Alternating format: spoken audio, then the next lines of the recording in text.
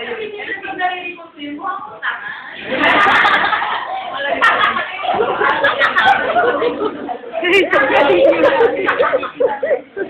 Parang hindi mo na pag-isipan.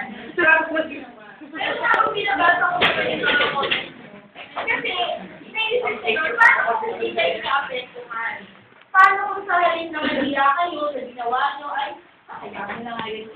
Pero kapag binabasa ko naman siya, so kahit nagmukha akong tama sa ginawa ko, worth it. Kasi baka naman may nasusunod kayo. Ay mukha naman, iniisipin na tayo. Hindi sa akin, sumilin na dito. So minsan, yun talaga ang pagiging guro. May tayo na mag-lumari para sa ikaw dahil yun siya mangyayari. Pero ganun pa man, gusto ko magpapalaki kasi sa section na to, naging sobrang challenge mo.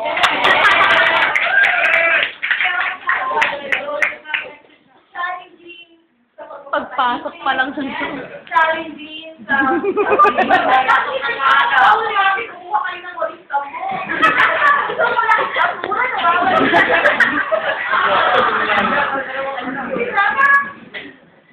Pero sa lahat ng yun, gusto ko kayo nag-check kasi sabi nga, malagi sinasabi sa inyo, maganda man, dapat meron na natin. Hindi naman ako natutunan sa isang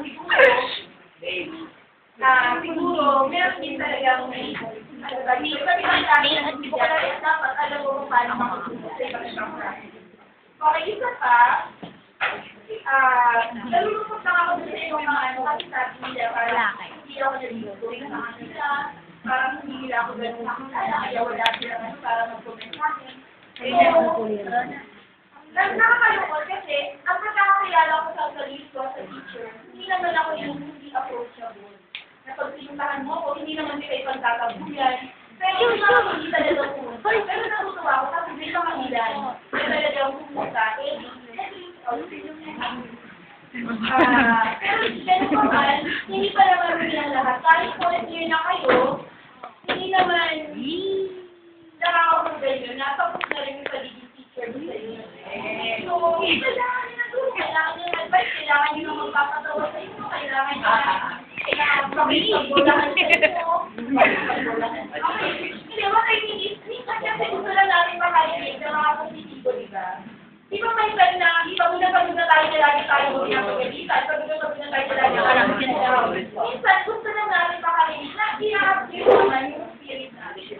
So, kung kailangan nyo gano'ng kausap, ayun na ako sa pangaman. Kaya may ginagawa ako, yun lang. Pero kung kailangan na kailangan naman, kaya kung hindi ko yung ginagawa ko para sa mga students.